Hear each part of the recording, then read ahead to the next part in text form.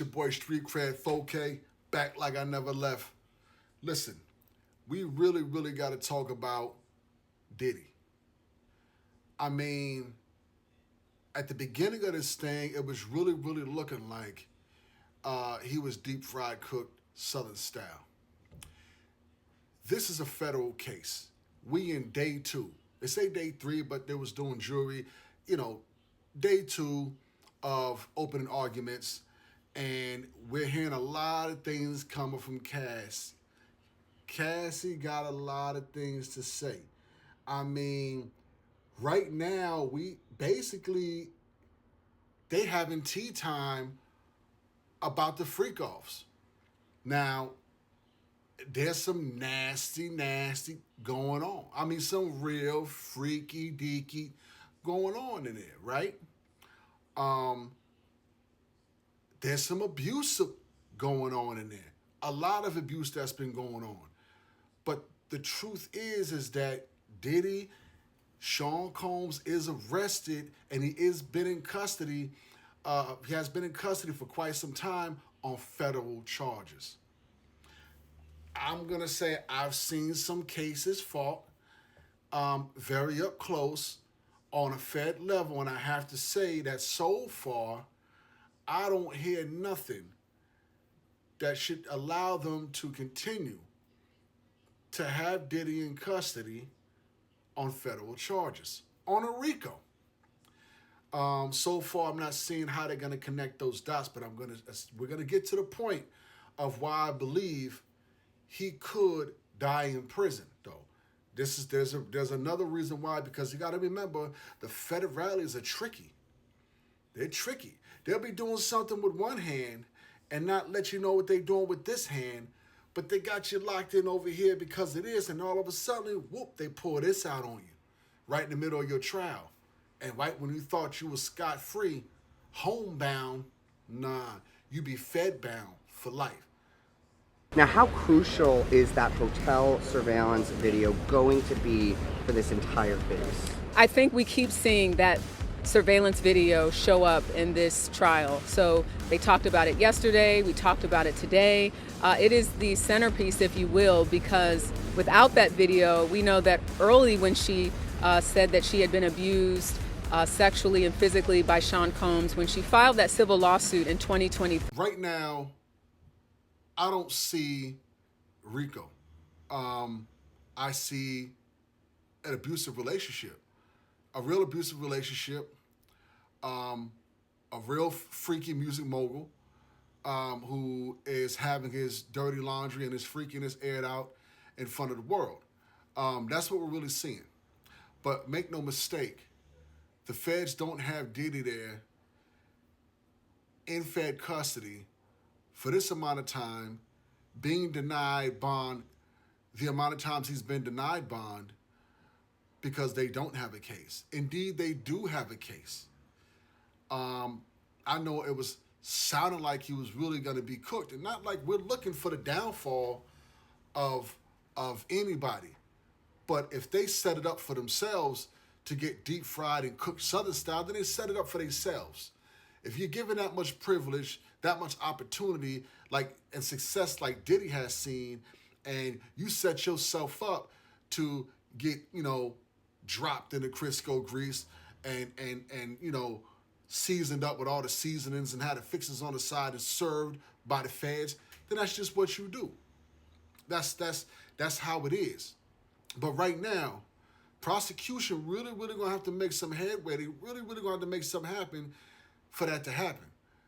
But we gonna look at exactly what's unfolding and what's being said real quick during day two of this trial, and I'm gonna tell you right now that they're warming up the pot. They're really setting it out. They're letting the meat marinate a little bit in the seasonings before they, I think, really drop it in, because I believe that the world is saying this whole sex trafficking RICO thing that they got Diddy up for, but I believe that they're behind the scenes trying to figure something else out. Trial, we seen the defense request a limit on the explicit material that would be showed in open court. Right, it says right here, before yesterday's hearing got underway, lawyers for Diddy asked the judge to carefully edit what kind of explicit material is shown in open court, saying much of it amounts to adult-only content. They said there is no aspect to any of the videos the government is looking to put into evidence that is not adult in nature. That is what it is. People who are nude, having sex, or about to have sex. It's a privacy issue and it's adult content. What would the press do with it if they had it? With that, court started at about 8:36. It began with some legal discussion amongst the attorneys and the judge before questioning began again. And then at about 8:52, Cassie walked into the courtroom without looking at Diddy. Same thing she did yesterday. It says both Diddy and star prosecution witness Cassie are in the courtroom, and the jury is also being brought in for the second day in a row. Cassie walks into the courtroom without looking towards her former partner at the defense table. Yesterday, the jury was showed that video in the hotel where Diddy attacked Cassie, and she said that that video was captured as she was trying to leave a freak off. Today, she told the court that during that incident, he threw a vase at her. She said, I just remember it coming towards me and then it hit a wall. She said that Diddy was yelling at her, but she doesn't remember exactly what he was saying. Right then, jurors are shown text messages that were exchanged by Diddy and Cassie on the 5th of March 2016 after the alleged attack at the Intercontinental Hotel. The court also sees a photo of Cassie wearing dark glasses and a hoodie from around this same time. She said, that is me with a fat lip. The lawyer asked why she was wearing sunglasses, and she told the jury that she had a black eye. Yesterday, she told the court that Diddy hit her during a freak off at the hotel. In the text exchange detailed in court today, Diddy told Cassie to call me now, and then again asked her to call, saying the cops are here. The prosecutor asked what Cassie's reaction was to this. She said she wanted to be alone and didn't care at that time. Apparently, Diddy told her that he was getting arrested, but that wasn't true. Police did go to her apartment, and Cassie said she answered a few questions but did not say who she was talking about, as she didn't want to hurt Diddy. She says there was too much going on. It was a lot. Asked if she wanted to protect him, she replies, yes, of course. Jurors hear that Diddy went to her apartment later on, and Cassie says there was chaos outside the door, kicking, yelling, banging. It says yesterday, Cassie told the court that she had a film premiere coming up around the time of the hotel incident, and a photo of her and Diddy from the premiere was shown in court. She says in this photo, she has a lot of makeup on, covering up the bruises on her face. She says she thought at the time that Diddy was sick to think that it was okay to do that to her and wanted him to stay away. This photo below is one that comes up on news agencies, but it's not clear exactly which picture was shown to jurors. But could have been this one, it could have been another one. Anyways, it says the court is then shown photographs of 13 escorts who took part in freak-offs that have been described throughout the trial. Cassie told the court yesterday that these sessions with male escorts could last for hours, with the longest going on for 4 days, and that Diddy liked to quote-unquote direct them as he watched and played whack-a-mole. Ash, Tommy, Jake, Greg, and Jonathan are among the names of the escorts being shown in court, but Cassie says she does not remember all of them. She tells the court that she contacted these men based on what Diddy wanted. She said that was my job. It was expected of me by Diddy. When asked if she had sex with all of these men, she said yes. She's not sure if they were all paid, she adds, but those who were paid with Diddy's money. At about 10 this morning, the court started to hear about more text exchanged between Diddy and Cassie. This time it was text from January of 2016. One of them said, I want to have a successful FO, which means freak off. Read one message from Diddy, and apparently the letter K was mentioned in there. The prosecutor asked what K is, and Cassie says it's ketamine, which was her preferred drug as it was the most dissociative. The discussion then. What you're really hearing is,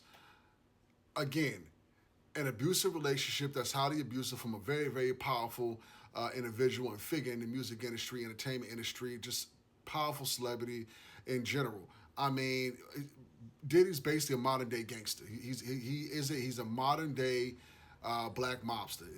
I think it's funny how the game has transitioned from these old school Italian mafias to these black mobsters now, such as black gangsters now, Big U, Diddy, and they're out in the open, in the limelight, right in your face, right? They're not like hiding in the cracks or trying to keep their business on radar. Their business is right out there, just making it extremely easy for feds to get them. But I would have to say, given the evidence that they may be lacking on Diddy,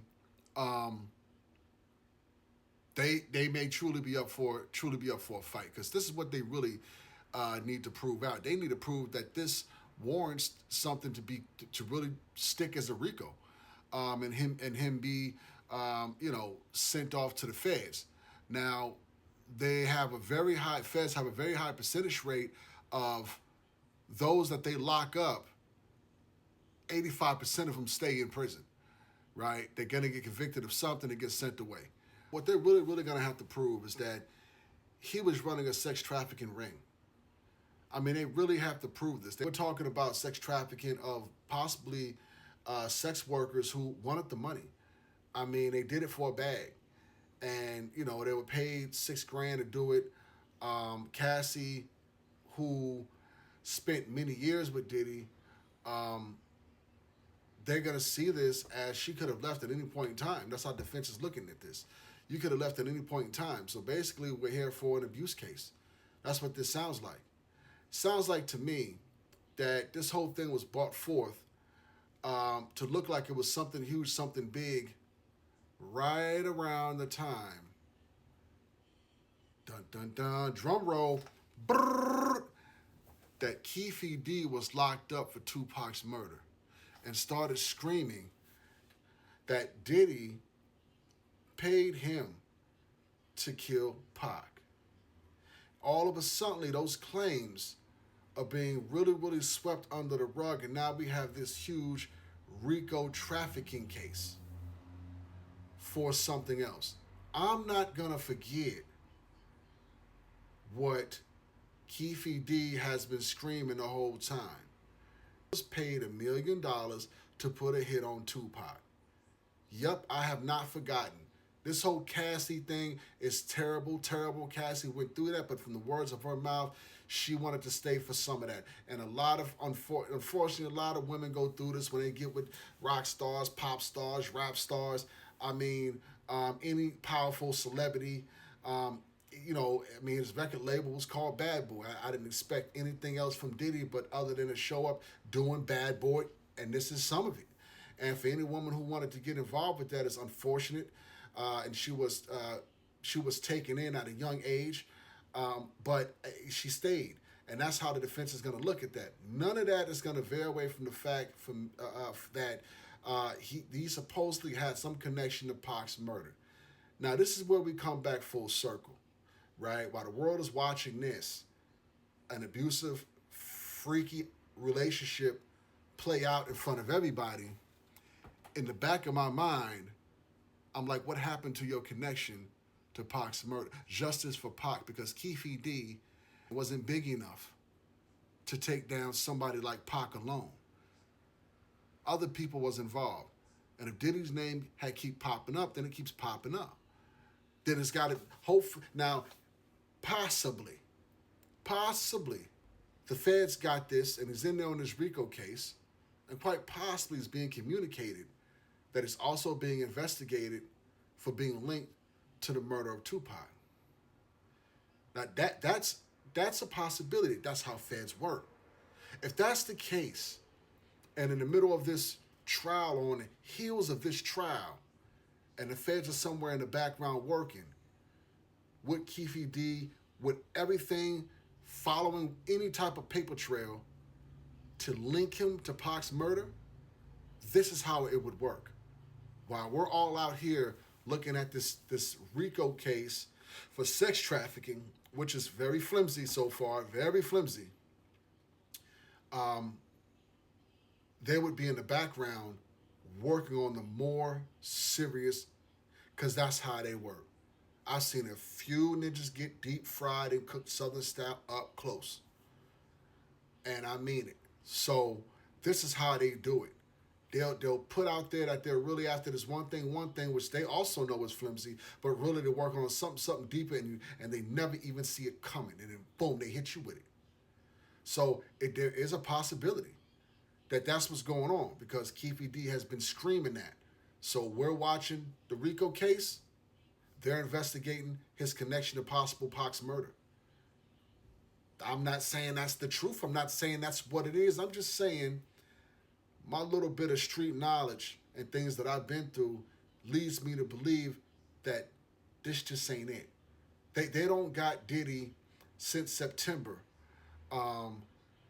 for what we're hearing. These opening arguments with Cassie for the past, for the past few days since the trial started. And this is what you have to go on. Yes, it's terrible that Cassie endured this and felt like she was, and it really ruined her career, because she had some hits when she first started, and because Diddy held that over and had the keys, was the gatekeeper.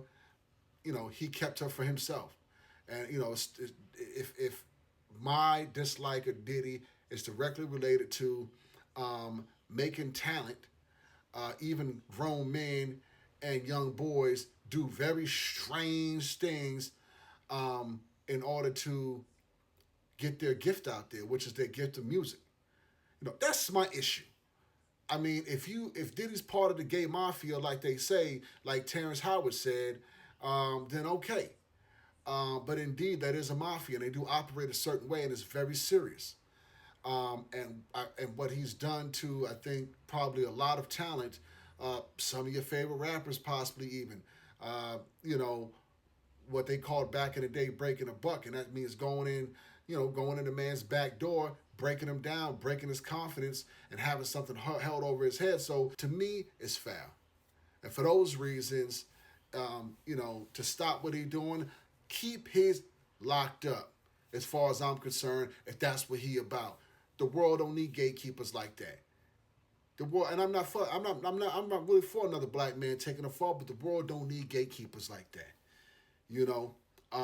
If there's a connection that the feds are working on to linking him to Pac's murder while keeping him in the feds, then that means possibly there's a lot of people who are very close to this case, working on this case, know about it. But we outsiders, we're not in that bracket, and we don't really know about it. But just from my knowledge of knowing how things work when it comes to some Fed cases and some other types of cases and how they maneuver, that would be the move. It's to not put that out there, but for them to be working that behind the scene. And if that's the case, and they link that, then Diddy indeed will die in prison. If they make that link, then Diddy indeed will die in prison. That's exactly what would happen. Now, I'm not saying that's the case. I'm just saying we should probably keep our antennas up to find out what's really going on when it comes to that. We continue watching how this trial unfolds and who else is going to come to the stand, who else is going to testify.